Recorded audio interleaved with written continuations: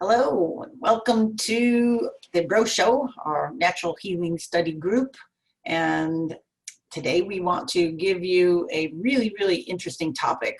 Bobby's been doing a lot of research on this for quite a while and has put together a really nice PowerPoint on how electricity in the human body interact. That's kind of, we're trying to think about a topic or how to say it, but definitely, from all of you knowing your natural healing and spiritual work and studies, you know that we are electrical spiritual beings, and we have an energy field that circles around us, and we've known this for a long time. Prana, chi, these different ideologies, the different terms that explain or help to start to give some light on emphasize and share what that force is that emanates from us or from something that when it's alive. So today we want to talk about that electrical nature that we have and how it interfaced with the actual electric grid. If you think about, we kind of have a vague idea of that. I don't think we really get a good history of that in school. It's like, oh yeah, they had so-and-so, we had the light bulb, and then we had the car, and then we had, telegraph, and then, but not a really good streamlined thing of what happened when, and then what effect it had. There was a period of time where we didn't have electrical wires going from place to place and place to place outside or underground. And what was it like before that? And then what happened when we hooked up the whole grid? You just think about it. We wired the whole grid, and then we're in a soup of it. We're in houses that are wired with that. And how did that happen? How did that affect us? And now we're taking it to the next level as we go into 5G. So I'm going to let Bobby turn over him and let you do your thing. Look at that shirt. So it's a great shirt. I wore the shirt for the occasion. You can tell I got a charge on this subject. Yeah. So yeah, this before we had all the man-made influences, we had a natural electrical influence, the magnetosphere and the ionosphere of our own planet, and then all the cosmic bombardment of other input from space, from the sun, from different places, and then our own body. We are like an electric grid ourselves, our nervous system, our meridian system, and it's incredible. We are definitely electrical beings. So there's been a large, rapid, qualitative change in the Earth's electromagnetic environment, and it's occurred 7 times in history that we know. And back in 1889, power line harmonic radiation began. And that's when historians pretty much agree that the Earth became electrified in 1889. But there's harmonics coming off of these wires. These are like antennas hanging there, and they're oscillating at either 50 or 60 times a second. In the United States, our standard is 60 times a second. But from that year forward, the Earth's magnetic field around this big magnetic field, it bore the imprint of power line frequencies and their harmonics that radiated from the Earth out to the magnetosphere. And in that year, exactly, the natural magnetic activity of the Earth began to be suppressed. And this has affected all life on Earth. So the power line age was ushered in by the 1889 pandemic of influenza. Remember, we talked a few weeks back about the history of influenza and how it correlated with electrical influence. So by 1889, you're saying a lot of the Earth's populated areas, like around in cities, population dense areas, were hooked up to the grid of some sort. Right. And then before that, there was telegraph wires, and there was electric rail systems that were running miles across the land, acting like big antennas and stuff. Okay, so it was heating up. Yeah, this was back this has been happening a while before we got to 1889. So it just go a little bit of timeline there. It's like, okay, 1889, but the whole 1800s were kind of building up like in our country, you know, after the Revolutionary War. It's like we were at 1780s, 90s, and then, you know, the turn of the century. And then all of a sudden this. So like you said, it telegraphs and Right. rails. So that was kind of like this first maybe 80 years of Right. the 1800s. Okay. So in 1889, that's also the year that influenza started showing up every year. That's when the flu season started. Before that, it was sporadic, it was random and varied with natural phenomena like coronal ejections from the sun. You know, the sunspot activity correlated with influenza pandemics, and they, again, were not regular. They were random occurrences. It could be 150 years in between pandemics, but it was related to this electrical influence on the earth, but not man-made sources at that time. In 1889, it started showing up every year, and it hasn't changed since. In 1918, the radio era began. It began with the building of hundreds of powerful radio stations at low frequency and very low frequencies. The frequencies guaranteed to most alter the magnetosphere. Again, the Earth's magnetic field out around the Earth. It's called the magnetosphere. So the radio era was ushered in by the Spanish influenza pandemic of 1918 that killed millions of people. In 1957, the radar era began. It began with the building of hundreds of powerful early warning radar stations that littered the high latitudes of the northern hemisphere, hurling millions of watts of microwave energy skyward.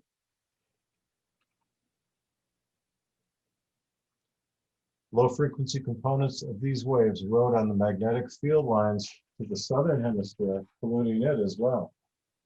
The radar era was ushered in by the Asian flu pandemic of 1957. Oh, wow.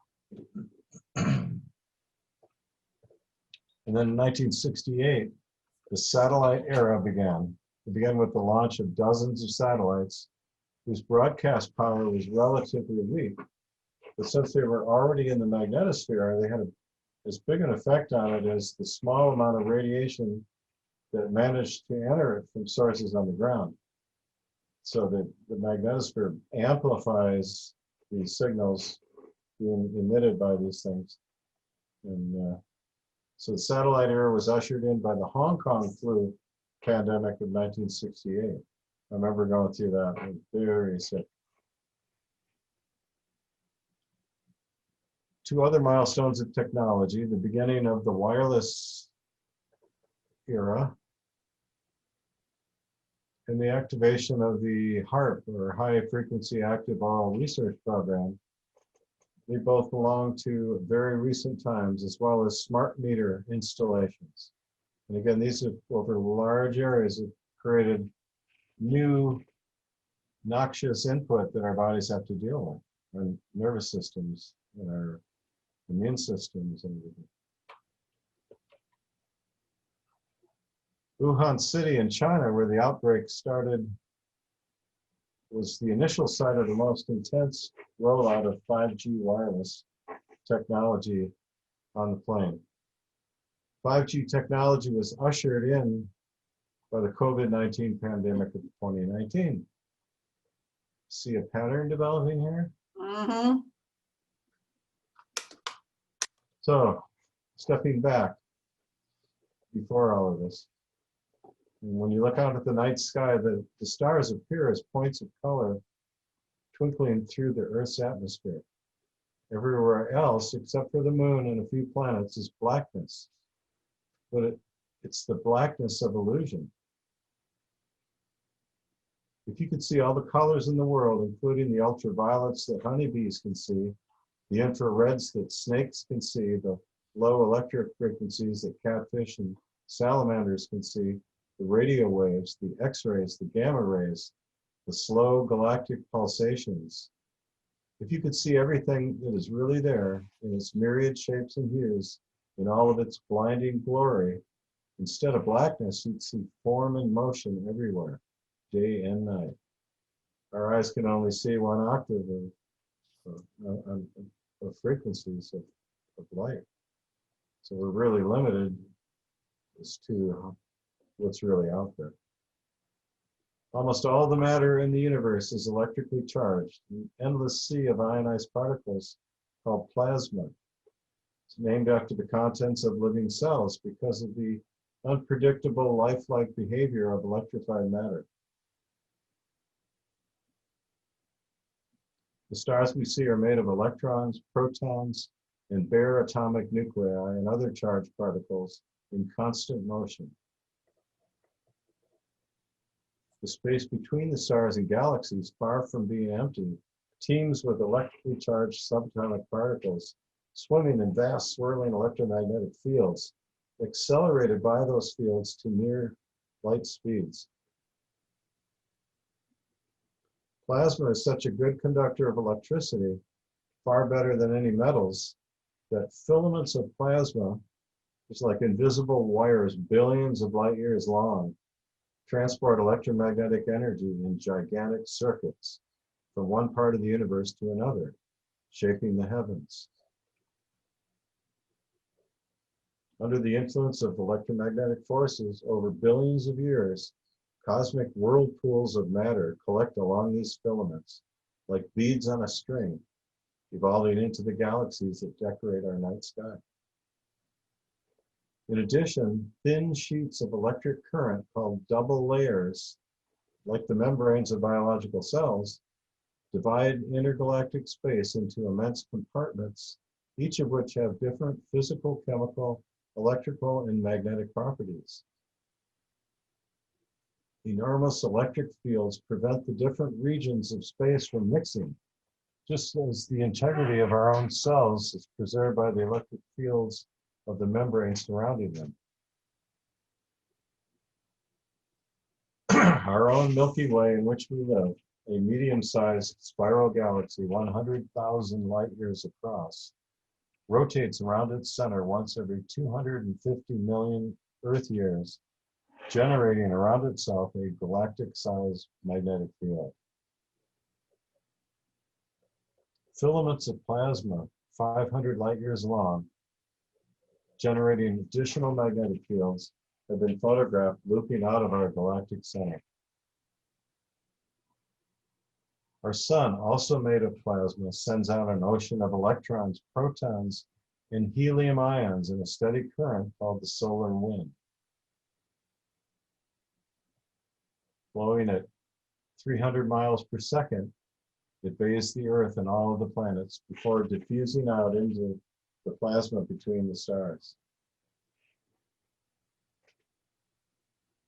The Earth, with its core of iron, rotates on its axis in the electric fields of the solar system and the galaxy, and as it rotates, it generates its own magnetic field that traps and deflects the charged particles of the solar wind.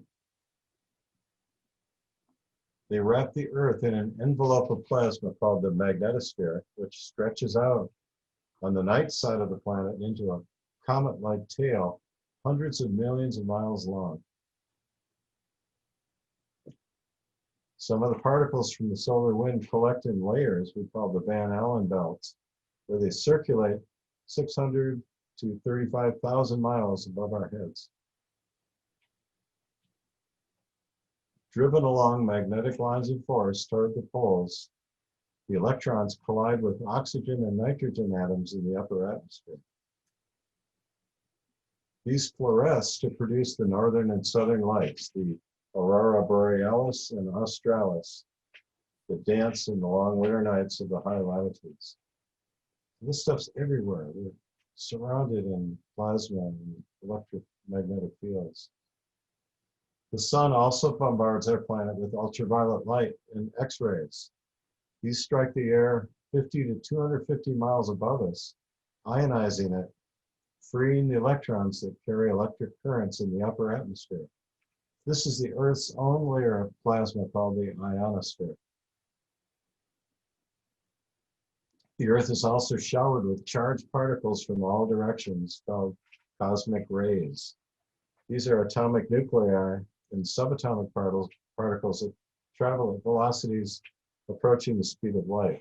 This is what we have our Geiger counter. We detect background radiation. That's some of what is being picked up, both from the Earth itself and from space. So this stuff is always everywhere. From within Earth comes radiation emitted by uranium and other radioactive elements. Cosmic rays from space and radiation from the rocks and soil provide the small ions that carry the electric currents that surround us in the lower atmosphere. In this electromagnetic environment, we evolved. We all live in a fairly constant vertical electric field going up from the planet up, averaging 130 volts per meter. This is static charge. In fair weather, the ground beneath us has a negative charge, the ionosphere above us has a positive charge, and the potential difference between the ground and the sky is about 300,000 volts. You can see how Tesla was able to tap into this potential free electricity when he was doing his experiments. And think about Ben Franklin, was it flying his kite in an electric storm? Those beginning people. Yeah, tapping into that energy. So the most spectacular reminder that electricity is always playing around and through us, bringing messages from the sun and stars, is lightning. Electricity courses through the sky far above us, explodes downward in thunderstorms, rushes through the ground beneath us, and floats gently back up through the air in fair weather, carried by small ions. All of this happens continuously as electricity animates the entire Earth. About 100 bolts of lightning, each delivering 1 trillion watts of energy, strike the Earth every second. 100 lightning strikes every second, each delivering 1 trillion watts of energy. It's amazing. That's why when you ground yourself, you get electrons coming into your body, and the potential difference, the gradient. So because the lightning is constantly charging the Earth, that's maybe one reason, or what you can think of getting electrons from it, being grounded, being barefoot on the Earth, or? Exactly. During a thunderstorm, the electric tension in the air around us can reach 4,000 volts per meter and more. In the air, you can feel the charge sometimes. Your hair wants to stand up, especially when there's a lot of lightning happening. Oh yeah. Living organisms are part of the global circuit. Each of us generates our own electric fields, which keep us vertically polarized, like the atmosphere, with our feet and hands negative with respect to our spine and head. And everything has this aura of energy and polarity around it. Our negative feet walk on the negative ground as our positive heads point to the positive sky. The complex electric circuits that course gently through our bodies are completed by ground and sky, the yin and yang. The atmosphere exists because green things have been growing for billions of years. Plants created the oxygen, all of it, and very likely the nitrogen too. Yet we fail to treat our fragile cushion of air as the irreplaceable treasure that it is, more precious than the rarest diamond. Thin little sheet. Living trees rise hundreds of feet into the air from the negatively charged ground, and because most raindrops, except in thunderstorms, carry positive charge down to earth, trees attract rain out of the clouds, and the felling of trees contributes electrically toward a loss of rainfall where forests used to stand.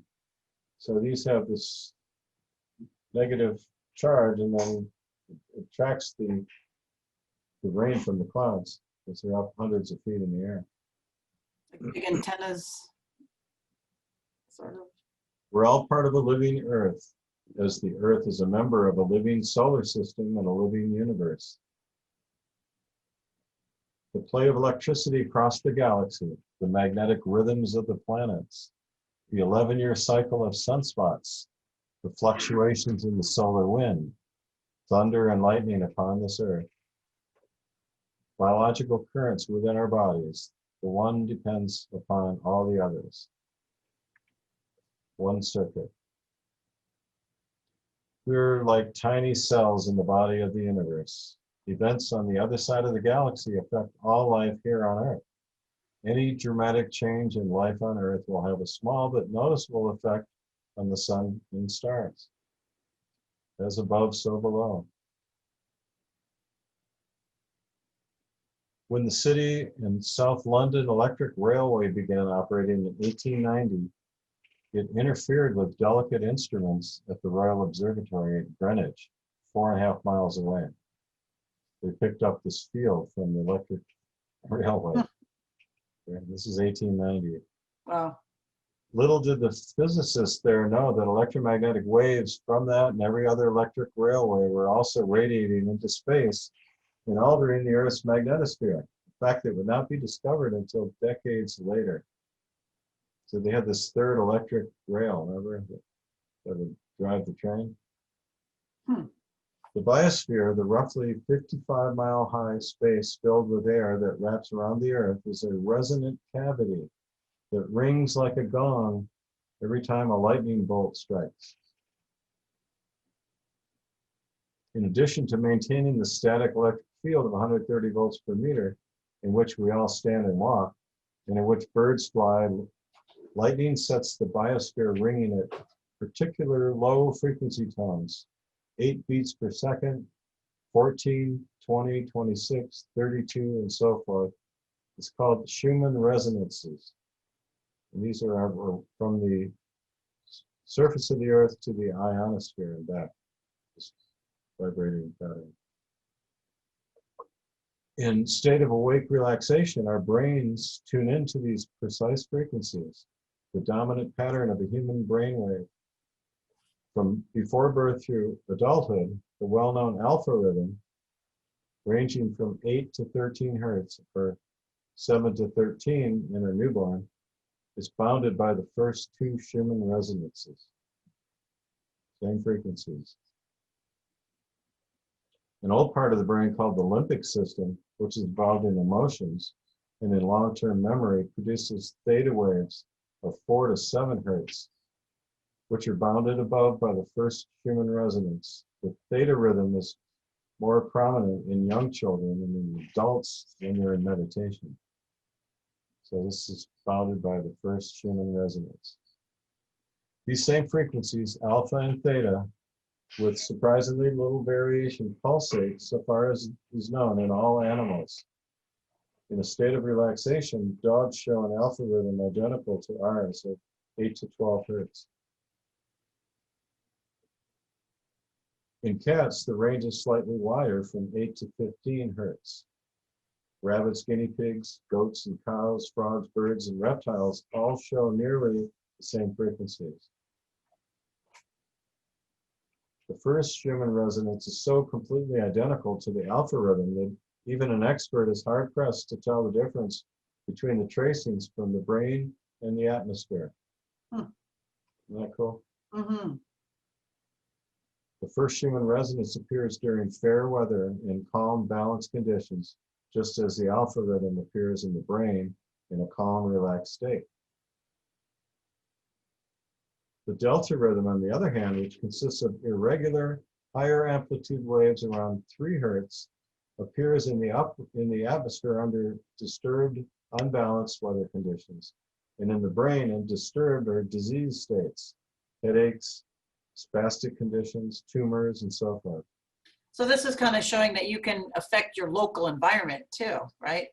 I mean, if you have things to calm down a lot of these waves, you know. Exactly.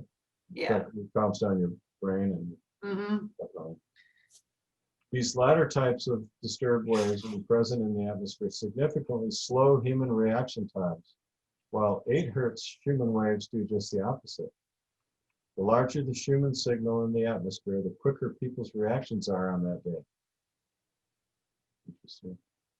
An artificial field of 3 hertz in the delta range slows human reactions, while an artificial field of 10 hertz in the alpha range accelerate them. During the 3 hertz exposures, some complain of headaches, fatigue, tightness in the chest, or sweating from the palms. And can this be locally too? Like, what if you buy a Doppler radar or, I'm getting there. 5G? Okay, you're getting there. Yeah. The human brain can distinguish between frequencies that differ only slightly from each other, but only if the signal is weak enough can it distinguish the difference. In addition to the static field that we walk in and the low frequencies that speak to our brains, lightning also provides us with a steady symphony of higher frequencies called atmospherics, or just spherics, Spirit. which reach thousands of cycles per second. They sound like twigs snapping if you listen to them on a very low frequency radio, and usually originate in thunderstorms that may be thousands of miles away. Other sounds called whistlers, resembling the descending tones of a slide whistle, often originate in thunderstorms on the opposite end of the earth. Their falling tones are produced during the long journey these waves have taken, as they are guided along magnetic field lines into outer space and back to Earth in the opposite hemisphere. These waves may even bounce back and forth many times from one end of the Earth to another, resulting in trains of whistles that seemed so unworldly when they were discovered in the 1920s. Among the other sounds one may hear, especially at higher latitudes, originating somewhere in the electrical environment of our planet, are a steady hiss and a dawn chorus, so named because of its resemblance to chirping birds. Looks like notes on a staff. Both of these sounds rise and fall gently every 10 seconds or so with the slow pulsations of the Earth's magnetic field. I don't know if you ever listened to radio, shortwave radio, maybe years ago. I know I did as a kid, especially at night. It's got better reception, but you hear, if you're tuning through the dial, you hear all these sounds that are being picked up. And I always wondered what those were. The very low frequency symphony bathes our nervous system. Its frequencies ranging roughly from 200 to 30,000 cycles per second span the range of our auditory system and also include the frequencies of the impulses that our brains send to our muscles. So the human ear can hear from about, with really good hearing, 20 to 20,000 cycles per second. And so the nervous system is bathed in this 200 to 30,000. Births, deaths, suicides, rapes, work injuries, traffic accidents, human reaction times, amputees' pains, and complaints of people with brain injuries all rise significantly on days with strong, very low frequency spherics. Our very low frequency environment regulates biological rhythms in both humans and animals. We've talked about this with the sun, color temperature of the sun as it traverses the sky from sunrise to sunset, and the clock in our brain that sets the circadian rhythm. So this is what we run on, these frequencies, these cycles. Hundreds of people had their sleep cycles, body temperature, and other internal rhythms monitored while they lived in underground isolation chambers, shielded against outside light and sound and electromagnetic fields. Even without any variation in light and darkness, and without any clocks or time cues, the body's sleep cycle and internal rhythms remained close to 24 hours, so long as the Earth's natural electromagnetic fields were present.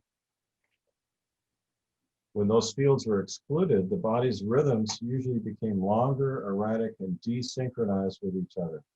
Variations in body temperature, potassium excretion, speed of mental processes, and other rhythms drifted at their own separate rates, completely different from one another and no longer coinciding with the sleep cycle, the sleep-wake cycle at all, once they shielded it from Schumann resonance. But as soon as an artificial 10 hertz signal close to the first Schumann resonance was introduced into the shielded room, the body's rhythms all immediately resynchronized to a 24-hour period.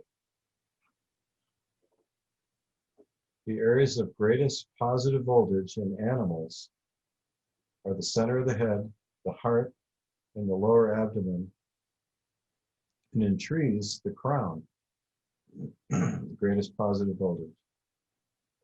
The areas of greatest negative voltage in trees are the roots, and in animals, the 4 feet and end of the tail. These are the places where the global electric circuit enters and leaves the body on its way between heaven and earth. And the channels through which the electricity travels inside living beings, distributing the electricity of heaven and earth to every organ. These are precisely mapped several thousand years ago and are part of a body of knowledge that we know today as Chinese acupuncture. If you translate the word qi or qi into modern language, it means electricity. That qi that flows through our meridians is an electrical current that brings both power and information to our cells. Current whose source is both internal and external. Every acupuncture point has a double function, as an amplifier for the internal electrical signals, boosting their strength as they travel along the meridians, and as an antenna that receives electromagnetic signals from the environment. The dantians, or energy centers of Chinese medicine, located in the head, heart, and abdomen, equivalent to the chakras of Indian tradition, are electromagnetic oscillators that resonate at particular frequencies and communicate with the meridians and regulate their flow. They have capacitance and inductance like oscillators in any electronic circuitry. The body is a super complex electromagnetic oscillation network, enormously intricate and delicate. Acupuncture points are not only places of low resistance, 2 to 6 times lower, but of higher potential, averaging 5 millivolts higher than the surrounding skin, and its capacitance is 5 times as great.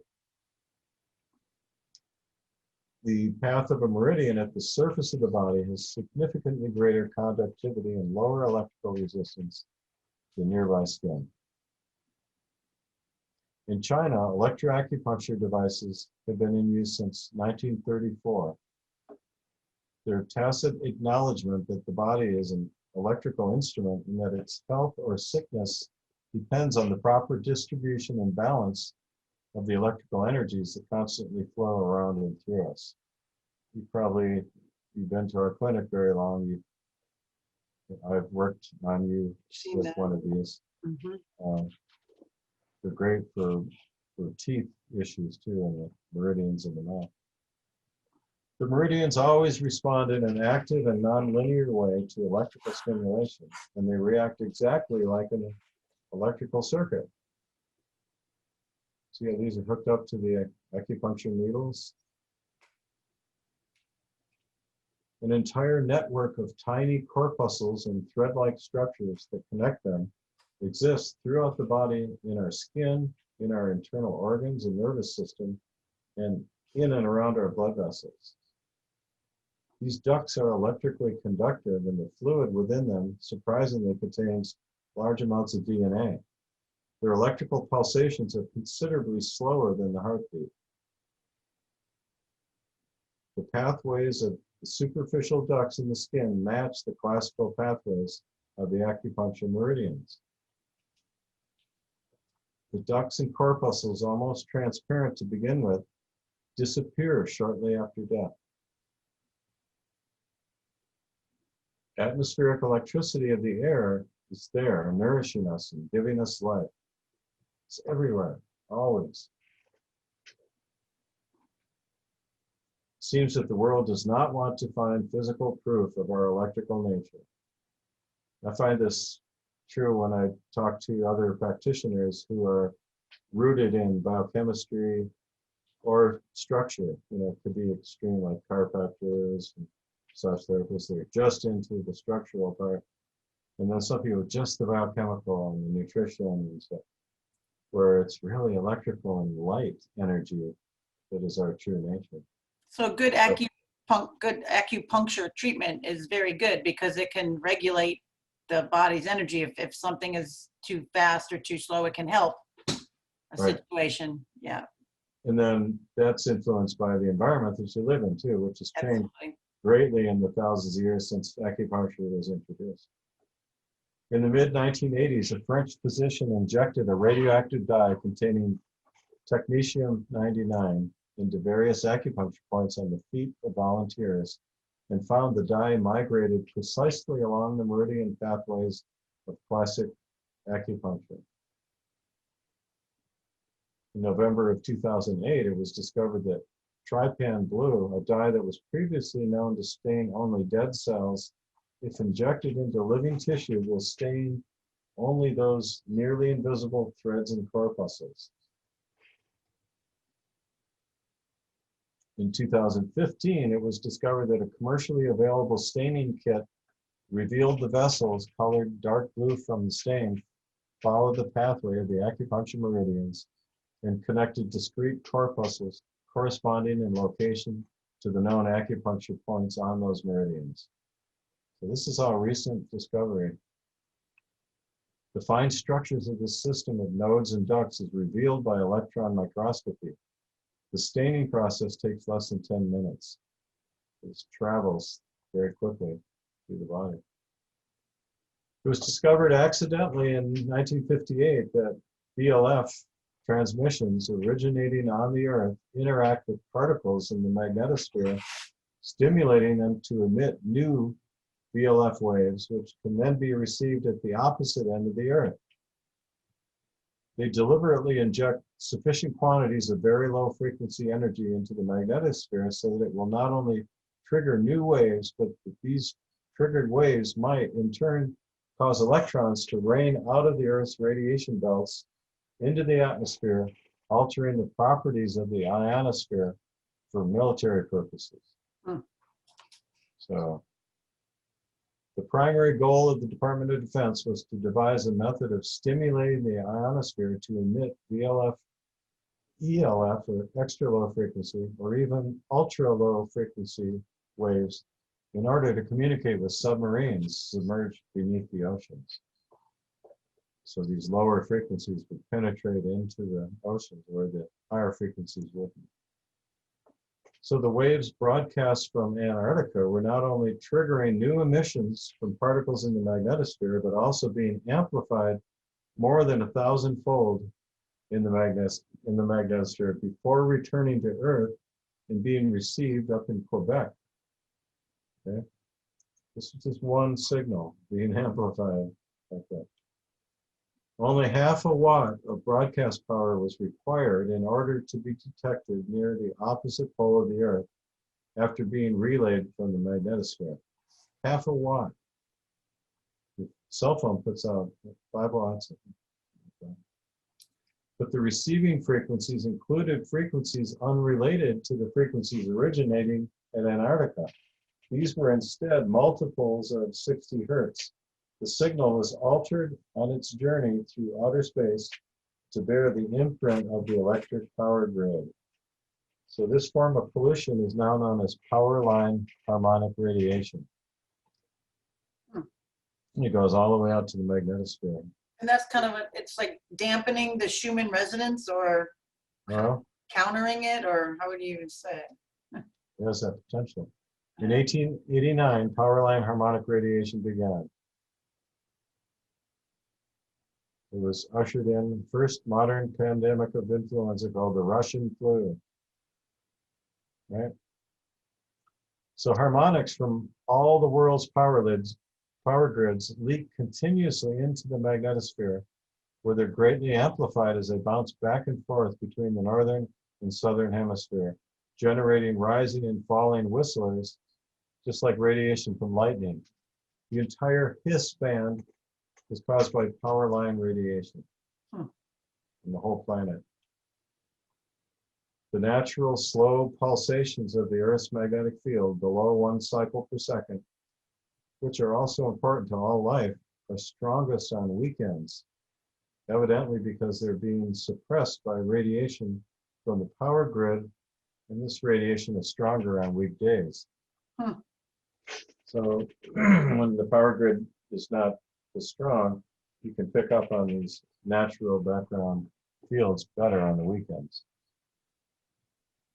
This has been happening since the first use of alternating current and has been increasing over time. So there's 2 electron-filled radiation belts around the Earth, an inner and an outer, separated by a layer that is virtually empty of electrons. This electron slot is continually drained of its electrons by their interaction with radiation from power lines, going all the way out to between the Van Allen belts and draining electrons. These electrons in turn rain down over the Earth, modifying the electrical properties of the atmosphere. Not only may this increase the frequency of thunderstorms, it may shift the values of the Schumann resonance to which all living things are attuned. So the electromagnetic environment of the early Earth is radically different today from what it was before 1889. Look at all these wires. Satellite observations show that radiation originating from power lines often overwhelms natural radiation from lightning. Power line radiation is so intense that atmospheric scientists lament their inability to do fundamental research. There's almost nowhere left on Earth or even in space where a VLF receiver can be used to study natural phenomena. Just like with a lot of observatories, because of the growth of the population and all the nighttime lighting of cities and stuff, lighting up the ionosphere, the atmosphere, these observatories, they can't be used anymore because it's too light. It's too much light pollution. They don't have the nice dark background that they used to have. Before 1889, intense VLF activity leading to electron rain and shifting of the Schumann resonance occurred only during geomagnetic storms. Today, the magnetic storm never ends. So, we are bathed in these fields, and this is just the natural stuff. And then now, think of all the satellites that we have circling around the Earth, bombarding us with all these signals, not to mention all the Earth-based transmitters, all the wiring, all the, the grid system, the rail system, all this stuff is all affecting the background electromagnetic fields. So it's really important that you have time where you can have an oasis from this, if you will, like grounding yourself at night when you sleep with a grounded sheet, or as much during the day, barefoot on the earth. And that protects you with a shield of electrons that come into your body from the earth and shield you from all of this external bombardment. Probably a grounding sheet and a grounding pad would be very good for people, especially if you're more northern climate or during the inhospitable times of the year. So at least you can be getting a third of your life, when you're sleeping on it. And then if you have something, if you work inside or whatever, and you can have your bare feet or on the pad. Mat on your feet, while you're like at your computer or something, for extended periods of time, if you're indoors, we're just dealing with this issue. And then what do you think, meditation as well? People can get into that, timeless state. Especially if you try meditating with a Wi-Fi router slamming you and or cordless phone or a little bit more difficult. You got to get rid of all these extraneous influences so that you have a calm environment. Your nervous system, your brain waves and everything are calm so that you can transcend into the higher realms of consciousness and awareness, activate your higher chakras and experience that. But you have to take the steps to create this safe haven, if you will. And we've taken painstaking measures to do that in our own house and clinic. Those of you that have visited can tell the difference. At least that's what they tell us when they come in, they feel it. So you have to give your body that protection on a daily basis, because when we go out into the marketplace, you're being bombarded just in your car driving there with the Bluetooth on in the car and all the fields generated from all the, especially in the newer cars. That's why we have old cars we drive, because they don't have all this modern microwave, all the sensors and the radar and all that stuff bombarding us. So when you come back, you got to be able to discharge all that and unwind. And definitely meditation is a helpful practice to disconnect from all that and the influence and connect with God and natural energies of the earth. So years ago, feng shui was very important to help that internal environment that you live in or work in be an expression of you, to be in harmony with the world and everything around you. So there were certain remedies when there were disturbances in the way the building was. If if something's too dark, you want to bring more light in. If something's too bright, you want to diffuse that. If something is got some disharmony of different things, the remedies could be, the wind chimes, water flowing, like the little fountains. Some of those things just bring a natural element of balance to a disturbed area. And Right. it's just a fascinating, I don't want to even call science, art. We don't even call it. It's like all of that. Practice, there we go.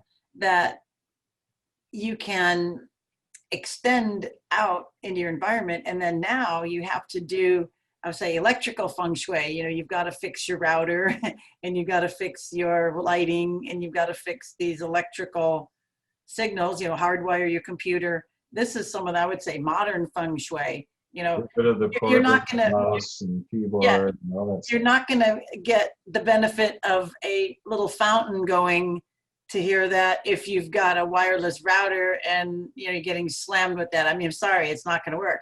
So this is, I think, the new feng shui is those are the remedies. You don't hang some bamboo flutes up and you have, heavy fields around you. So we got to pay attention to that on one level. And then I want to say one other thing about different places, like, you were saying the different hertz in in different times that were part of the Schumann resonance, the different layers.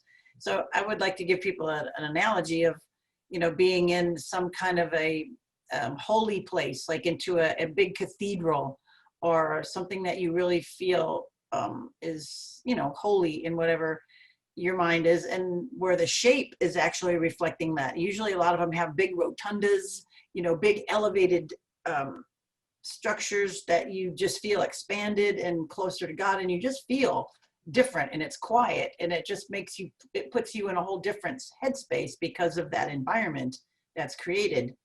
So that's just, I'm giving you one extreme. I know you've all walked, been in some kind of a nice holy or building of some sort, and have felt that. So exactly, and that's why, again, like we created that atmosphere in our clinic for people to come into.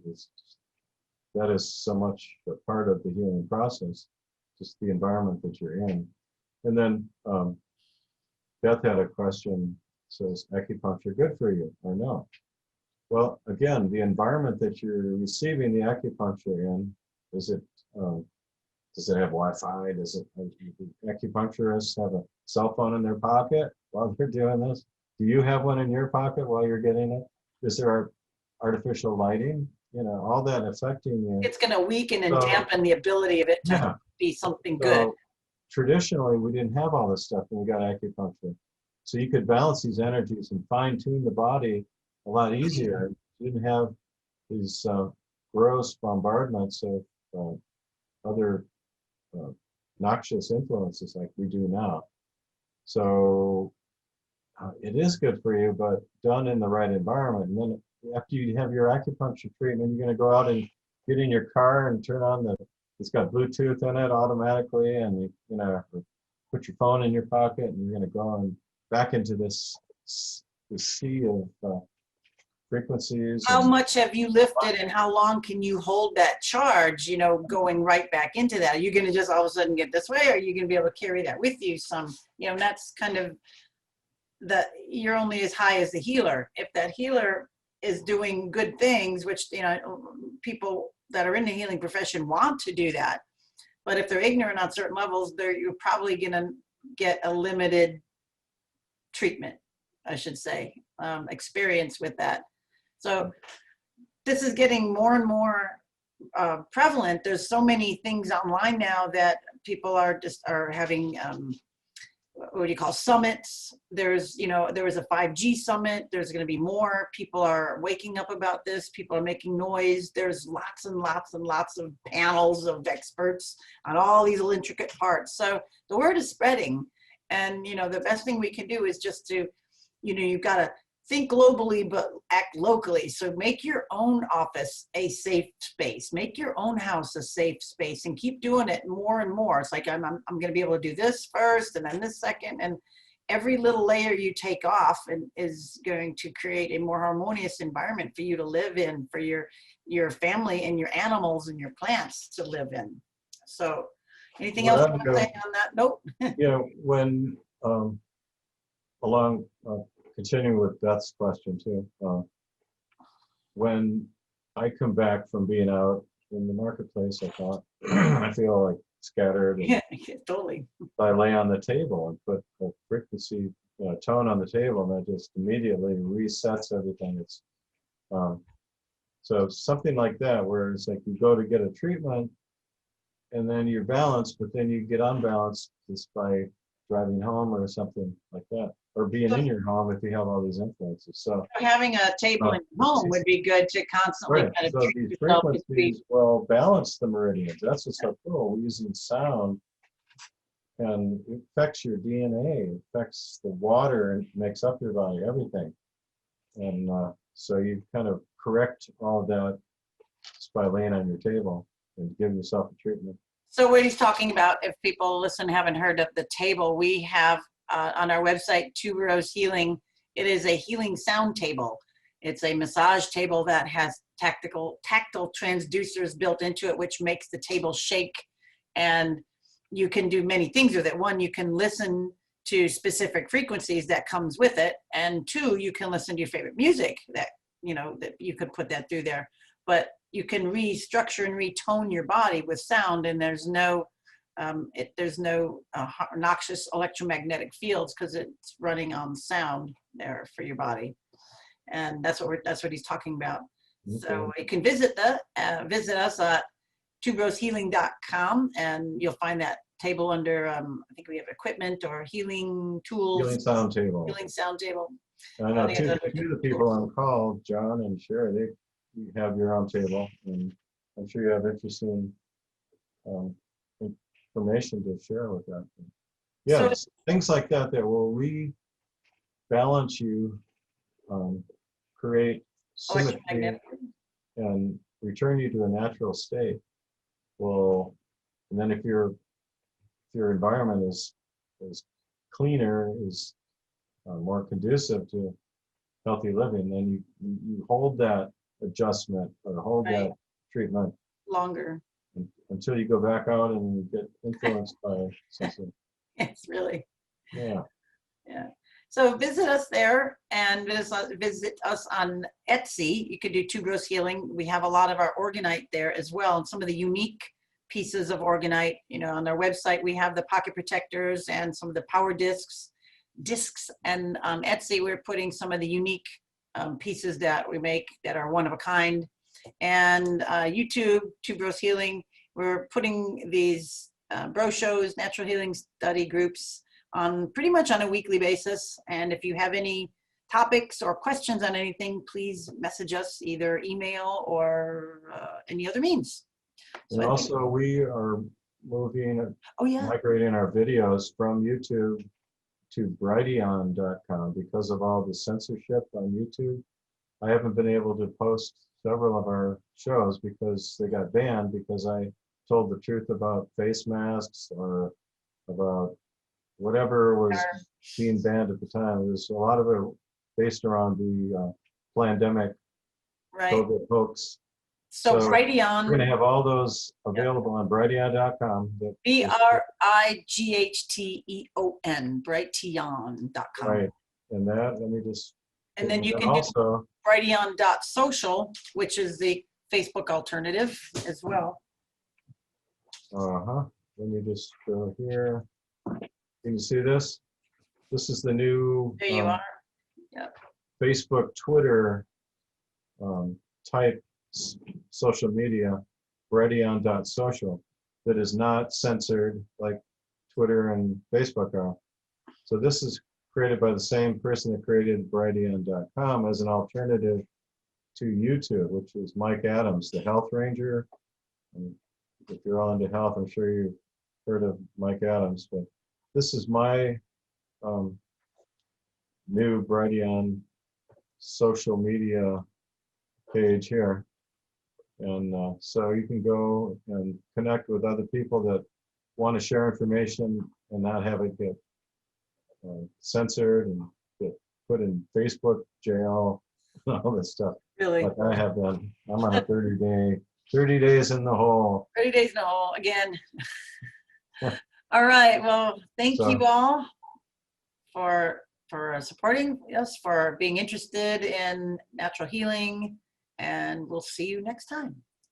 Namaste. Namaste.